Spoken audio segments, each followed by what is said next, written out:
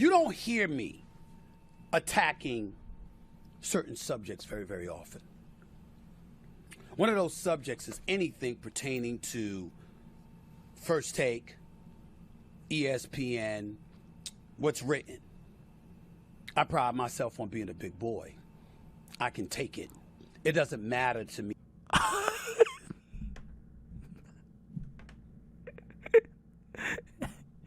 Nah, chat.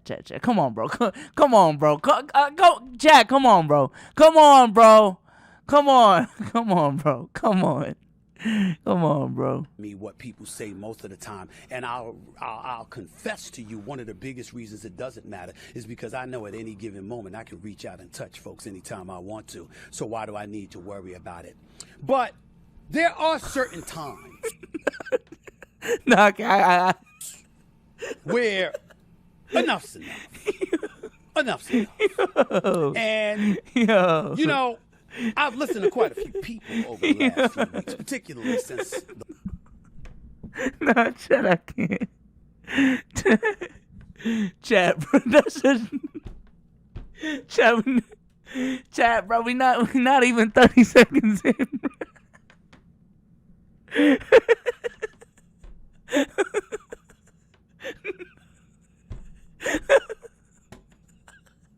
No, that's gay, bro. Oh, fuck.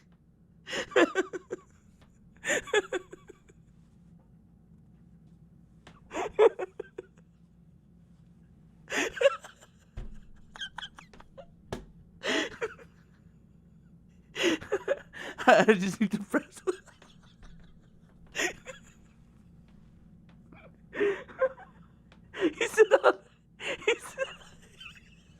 He said all that shit in 30 seconds. I'm crying.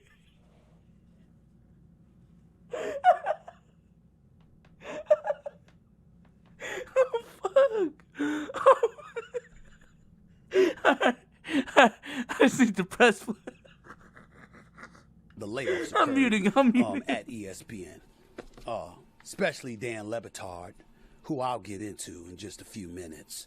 But you know, The Athletic wrote some article about ESPN. Okay, I'm good. I'm good. And the article was entitled, Skip and Stephen A. Embraced Debate, Played the Hits, and Changed TV. Sounds very flattering. Very touching, I might add. If you just read the headline, it sounds very touching. Don't you all agree, y'all? Don't y'all agree? It seems very, very touching, right? When you're emotionally taken back by the headline, I mean, really, really nice. Until you read the damn thing. And when you read it, it was basically a puff piece and an endorsement for Skip Bayless. Now, let me say something. I have no problem with a nice piece for Skip Bayless. Haven't spoken in a while. We haven't worked together for 7 years. As I repeated and reiterated on this show and various others, I will always be grateful for what Skip Bayless has done for my career. Regardless of how Charles Barkley feels about him or... Just stop, bro. Stop, bro. Stop.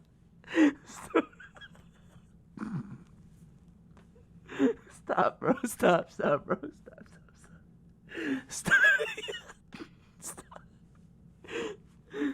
bro. Stop. Plethora of athletes or other people, you're not going to get me to throw shade on my guy. We don't have to speak very often. We live two completely different lives. We're very, very busy and all of this other stuff. But the one thing that I have never failed to acknowledge is that Skip Bayless jump-started First Take. And he will always be synonymous with First Take. So anybody that wants to give him love for that, I don't. Steven, I ain't gonna lie. Nah, Skip Bayless is not synonymous with First Take anymore, bro. You are big, bro. Like you are, bro. I ain't gonna lie. I don't have a problem with it. I'd be the first to do it. But when you write a piece like The Athletic did, and you're quoting everybody from Jamie Horowitz to Skip Bayless to Rob Parker to Rochelle Marquezine to former producer Kevin Reeder, to Jay Crawford to John Skipper. They're all gone from ESPN. Great people. I talk to Jamie Horowitz all the time. Rochelle is one of the most wonderful women you'd ever want to meet in your life. John Skipper and I just spoke the other day.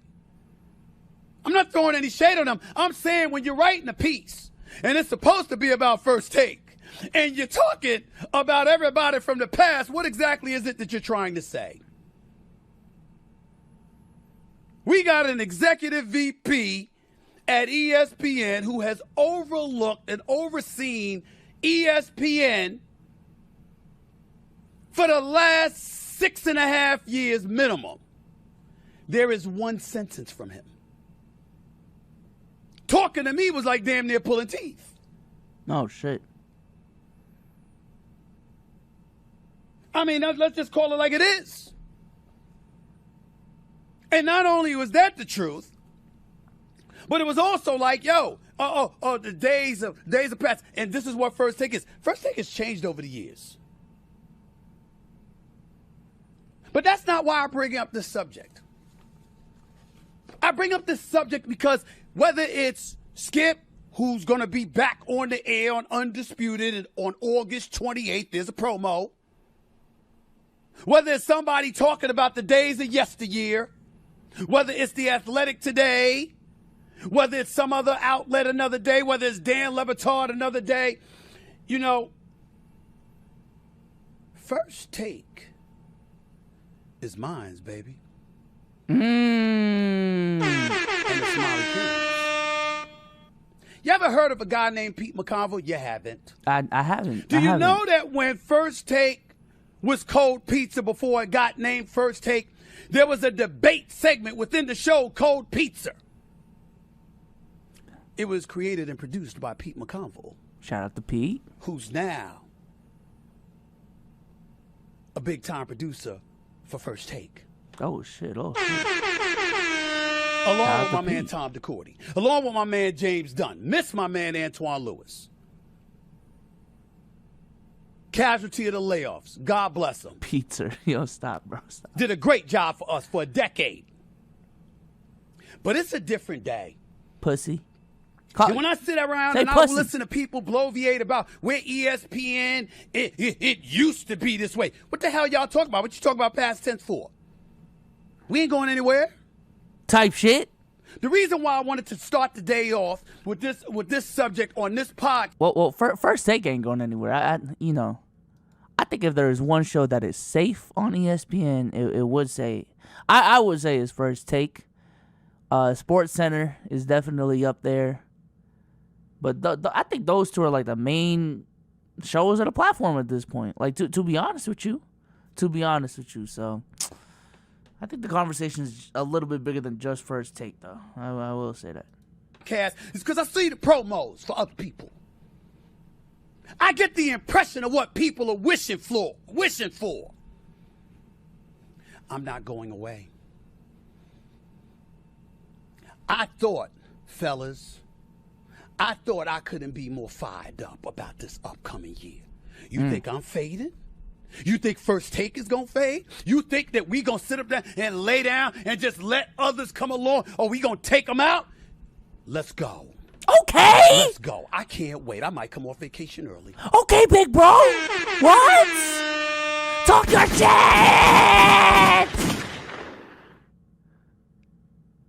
Yeah. You got Stephen A. fucked up. Yeah. That's the energy I was on earlier in the stream, man. Content King!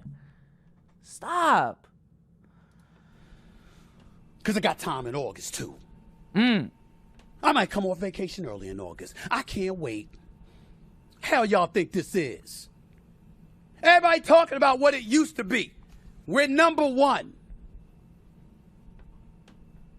And I'm not just talking about First Take. I'm talking about ESPN. See, I got this little agitation that swells up inside of me when I see people talking about the network, particularly people who used to work there. Because if you notice something about me, I will come to my own defense all day, every day. You come at me, I'll come right back at you at my discretion. But what I won't do is constantly lament an employer that was once good enough for me to take money from. That's BS. It really, really is. I'm listening to Dan Le Batard, and I guess that it was some show from the other day, because obviously, I mean, if you feel like the old company did you dirty, then I guess that's a different situation. But I would say it would be dirty if bro was like, yo, I ain't gonna lie, when they were on ESPN, I had a good time, I had a great time. And then, like, I don't know, you get off that contract, you sign with Barstool Sports, and now you shitting on ESPN. That's kind of fucked. That's kind of fucked. But it was in the aftermath of the layoffs, and a sad day, the worst day in the history of ESPN and all of this stuff because of the layoffs. Of course it was a bad day. Of course that's not something you celebrate. Of course you take no joy in folks losing their jobs. I know that, and as I will remind this audience, as sad as I am, and as wishful as I am that every single one of those folks land on their feet and ultimately recapture a prosperous career that they had at ESPN, that they do it somewhere else, I will remind everybody they're casualties of a layoff. Because ESPN lost $5.5 billion. no shit. The parks and the theaters. Not the situation in Florida with Governor DeSantis and the don't say gay policy, or what was labeled that. That ain't the reason. Contrary to what y'all want to believe. See, y'all talking emotion. I have facts. That is not true. Parks, movie theaters, and sporting events disappearing. It's a lot of money to make up for. That's what happened. But y'all talk about, oh my Lord, I'm looking Slow down, buddy. Slow down. Stephen A, slow down, bro. Slow down. Hassan, rather. I'm sorry to mess up your name, Elamin. You know that. Got love and respect for you. He on the Dan Le Batard show, and he's talking too. And I'm looking at Dan Le Batard, and I'm still disgusted. No shit. Still disgusted, even though Dan Le Batard is my friend, and I love him. But I'm still disgusted about how he came at me with that question on his damn show. I hate what you and Skip Bayless have done to sports. Like his ass has been doing accounting. Did you have highly questionable? Was our daddy on the show with us? That was you. You, by the way. Oh, shit. Oh, he's on his Joe Budden shit. Oh. Way I love Mr. Le Batard. Papa de Le Batard. No shade on him either. Please don't take this that way. That's not what I mean by that. I'm talking about your comfort. You was on the show just looking at your father saying hi and giving him a hug and a kiss. You were debating. That's what you were doing. It amazes me how somebody like a Dan Le Batard will sit up there and lament the state of affairs in an industry you are participating in. Oh, now he's spitting. Now he's spitting. I ain't gonna lie. One of my pet peeves is like NBA YouTubers talk about how like the NBA media. So you're a part of it, buddy. I don't know what to tell you. Social media is more intertwined with regular media than ever before. If anything, most motherfuckers are watching shit or choose to watch sports content on social media more than regular talk shows now. Don't exclude yourself from the conversation. You are a part of the media. I am a part of the media.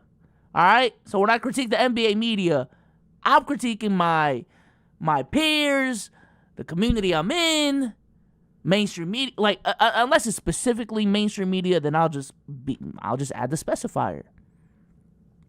But yo, bro, like, stop, bro. You're a part of NBA media. Stop it.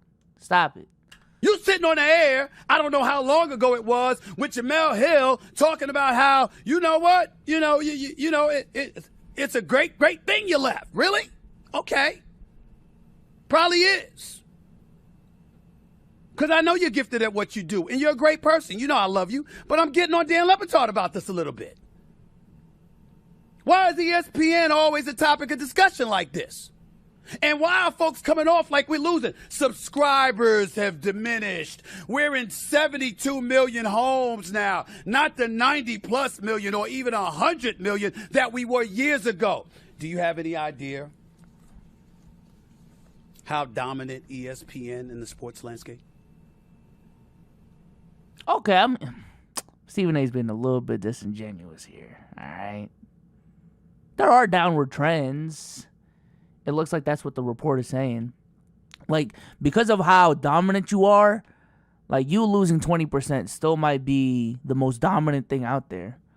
But yeah, I mean, if people are calling out downward trends, that's not the craziest thing, Stephen A. We're number one. No one's close. No one's close. Subscribers have dipped because we have a younger generation with the advent of social media and the digital stratosphere, and they found different options other than linear television to watch a product. It's very simple. Dan Batard is one of the most brilliant people you will ever meet. He knows this. What you bitching for? Oh. What you don't have in subscribers, you have in the digital stratosphere. Lesson to everybody out there, in today's day and age and the direction that the business is going in, if you don't have a footprint within the realms of social media, chances are it's going to be challenging for you to maintain being gainfully employed. Did I say anything disrespectful? Did I say anything false? Hey, he fucking spitting, bro. I ain't gonna lie. Shout out to Cultured Hokage for $2. Stephen A. Button? Question mark? Yeah, it sounds like he's on this shit. I will say, though, I'm not gonna lie. I was talking to Omar the other day. I bought for 16 passenger. This a G5. No, this not a Challenger. Big one. Cake him out for $5. SLZ, they gotta get you on First Take. Bring the glasses too, and they gotta let you get a soundboard. I don't want to be on First Take, bro. I don't want to be on First Take. But I was talking to Omar the other day, and he was talking about this WNBA team. I don't know which one specifically, but he was talking about how, like, their YouTube channel, L titles, no thumbnails, just screenshots. And this is like them clipping up the game, providing highlights on social media. I understand, like, y'all want to hire these motherfuckers from college and hire existing personnel. Because inherently, when you're hiring people, I will say most people look within first instead of, like, job boards. Like, if Let's Keep It a Buck is hiring, if I'm hiring, I'm going to look at the people I know first because I know their character. I know what they're capable of off rip. Right? The same thing with big companies, too. They're not going to look at the LinkedIn job posting that they made. Even me, like, me tweeting out a tweet saying I'm looking for someone is like a last resort thing at this point. And I say that to say that a lot of these productions, specifically from mainstream media, they ain't catching up quick. They're not catching up quick enough, bro. They're not. And I think that's what Stephen A is pointing to. Now, maybe it's a resource problem. First Take has better resources. They have more resources to work with, et cetera, et cetera. But these other side shows that ESPN got, they got to step it up, bro. They got to step it up. I think a lot of these people, ESPN they have this idea for a show. They're just trying to get hosts. And they're banking on that ESPN name to just carry the weight and the viewership of that show. Which is a very scary position to be in for those people, because you don't own the show. You know what I'm saying? Most of these people get paid on salary, not percentage based, from my understanding. And they just need to catch up with the times, bro. They need to hire young talent that knows that social media works. Holla at your boy if you need fucking help. And Stephen A is right, bro. Stephen A is right. Social media used to be a young man's game, but now social media is used by all age groups. It's more normal than ever. More normal than ever. And in my opinion, it's only going to become more normalized as more, I don't know, just as technology evolves, as it becomes more global, as people have more access to technology, social media is only going to grow. So if you don't adapt to this very clear trend that's in front of you, you're going to fall behind. You're going to be Jahlil Okafor, all right? You see Steph Curry come in. You see what wins championships now. You know what I'm saying? And if you don't want to get with the times, if you're a power forward still posting up, you're cooked. You're cooked. And I ain't even gonna lie, I still got some criticism for Stephen A. Smith and his channel, just his channel, cause he could do better. He could do better. I've been looking at the channel more recently. Number one, they have moved to a live show instead of the pre-recorded shit. So I think that's a good move for the show as a whole. But even the clips, bro, no thumbnails. What are we doing? What are we doing, Stephen A? I know we can do better. If y'all need help, hit me up. You know what I'm saying? I can make something work with this, bro. I'm telling you right now. Give me 20% of the AdSense revenue. I can make something work. No cap. No cap. It's that simple. How do you not know that? Of course you know it. But we don't want to acknowledge that because it's ESPN. We want to sit up there and look at ESPN like the big bad wolf. And then some of you fools out there forgetting that I own this damn podcast. This is my podcast. I decide what I'm going to talk about. I decide what I'm going to say. You've seen me on television for years working for ESPN saying what the hell I wanted to say. All of a sudden, I'm a tippy toe now that I got my own platform that I own and I operate, that I pay for. Are you on drugs? Oh, shit. What drug are you sniffing? That's not how I roll. But the facts alter, or at least give me cause to pause for a second. Let me give you some of these numbers, y'all. Because naturally, being at ESPN, I can simply call up stats and numbers. Do y'all care to hear any of them? I mean, does it matter to you? Does it matter to any of y'all? ESPN Digital remained number one in sports category with 103.5 million unique visitors. ESPN Digital achieved its best May ever by unique visitors, surpassing its next competitor by a record-breaking margin of 39.8 million. Oh, shit. The runner-up would be Yahoo Sports, who's pretty damn good, by the way. Oh, shit. CBS is behind that. Bleacher Report is behind that. Sports Illustrated is behind that. Minute Media, the Players Tribune, is behind that. STN Video is behind that. USA Today Sports Media Group is behind that. Whistle Network is behind that. Major League Baseball is behind that. What? What y'all talking to us like we losing for? And I say we because that's my day job. What y'all think y'all doing? I'm just tired of listening to folks. Because y'all are losing, though. That's my thing. Stephen A., y'all are losing. There's apparently some of the numbers show that there's a downward trend. Y'all still might be number one. But it's like, yo, 2018 LeBron ain't 2012 LeBron. You know what I'm saying? Like, 1998 Jordan ain't 1993. He still might be the best in the world, but he's not peak Jordan anymore, you know?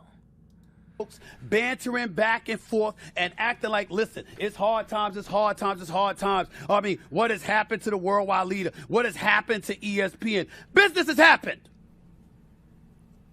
May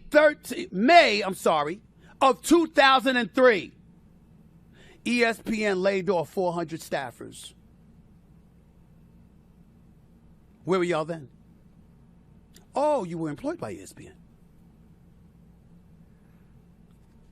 November 2015. Yo, Ron, not too much, bro. Not too much. I'm just getting started. Not too much.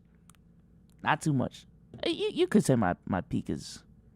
I had a higher peak before. You know what I'm saying? But in some regards, maybe I haven't. I don't know.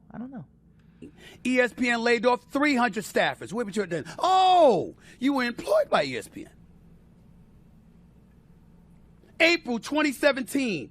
100 on-air talent was laid off. What was the number the other day, fellas? 20. 100 were laid off in 2017. 100. God damn. November 2017, 150 staffers. 6 months later, 150 staffers laid off. November 2020, 300 staffers laid off. Let me do my math here. 800, 1,100, 1,250 folks have been laid off by ESPN since May of 2013. No one was surprised. Because when you're represented by a company like Disney and you have stockholders and shareholders to answer to, and you have budgets that you have to meet, and the mandate is that you lost $5.5 billion, this is what comes with it. Yeah.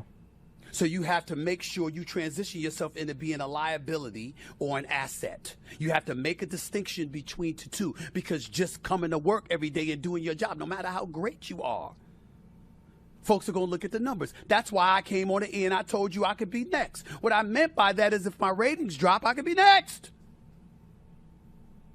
If my subscribers wasn't growing by the thousands each day, would I have this podcast? When you see people successful, why do we deem them successful? Because they generate revenue, not lose it. Damn. What do you think gonna happen to Dan Le Batard's podcast if he ain't generating any numbers? What if Dan Le Batard walked in tomorrow and said, I can't pay y'all. I'm not making any money. We're losing money. Because we got stockholders and shareholders to answer to. Is he going to be the devil? Y'all are something else. Y'all are something else. But I'm here for it. And let me tell y'all something. There's a couple other things before I move on to Mrs. Pippen, or formerly Mrs. Pippen and Michael Jordan's son. Before I move on to that, I want to say something else that's very, very important for y'all to understand. When I saw Hassan,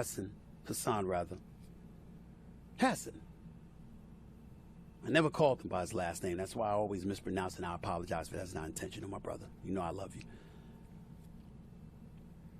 But he was talking about First Take at one point on Dan Le Batard's show, and he was talking about how Brian Winters comes on the air, and they're really the only ones, you know, people like him and Woj are the only ones who've done any reporting.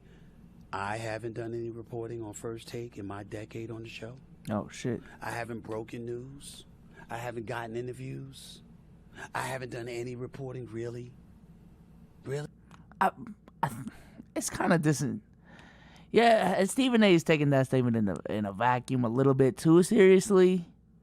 I think what he means is, like, I think Brian Windhorst and Woj and Chris Haynes and all these dudes, I'm gonna just keep it a bean. They got more insider connects than Stephen A. At least that's what it seems like from the outside looking in.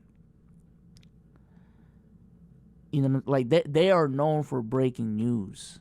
Stephen A. Smith at this point in his career, you might go to him for the interview because he's Stephen A. and he's good at generating conversations and leading conversations and things of that nature. You might go to Stephen A. because he's the most entertaining person on the block.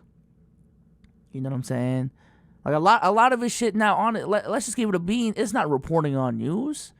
It's reacting to news. It's talking about sports, which is fine. But I'm gonna just give it like Stephen A. Smith is more so a media personality nowadays than a reporter, and that's fine though, and that's fine. Really? That's what we doing now. I saw Jamel Hill on Dan Le Batard's podcast, but I think that was many months ago and stuff like that, when she said, "Hey, ESPN wants black faces, not black voices." Who the hell am I, Michael Jackson?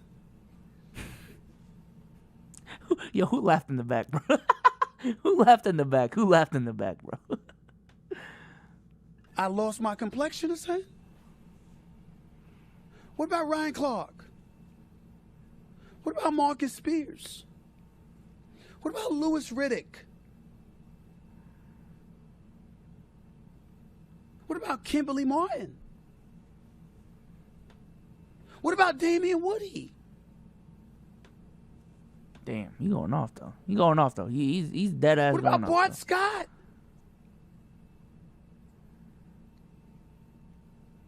What about Keyshawn before he left?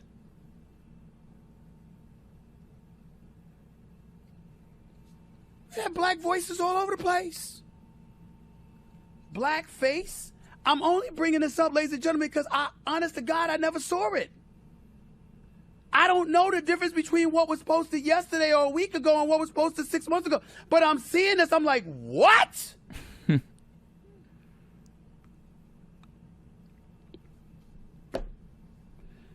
Jamel Hill has moved on.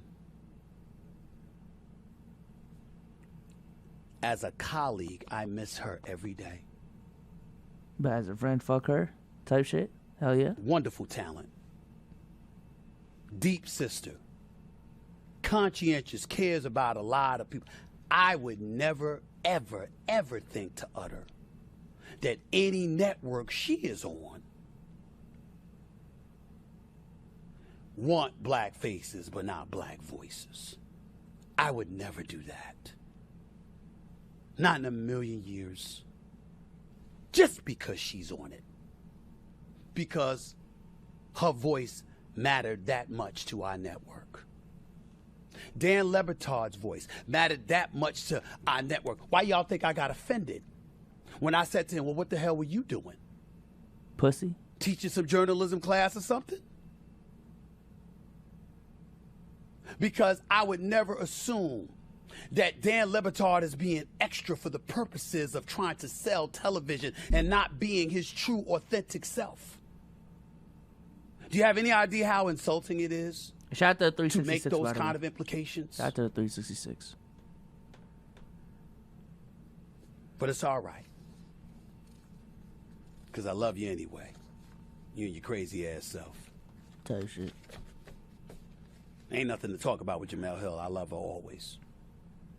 All right, I think I'm gonna end it on there. I think I think I'm gonna end it on there. With that being said, man,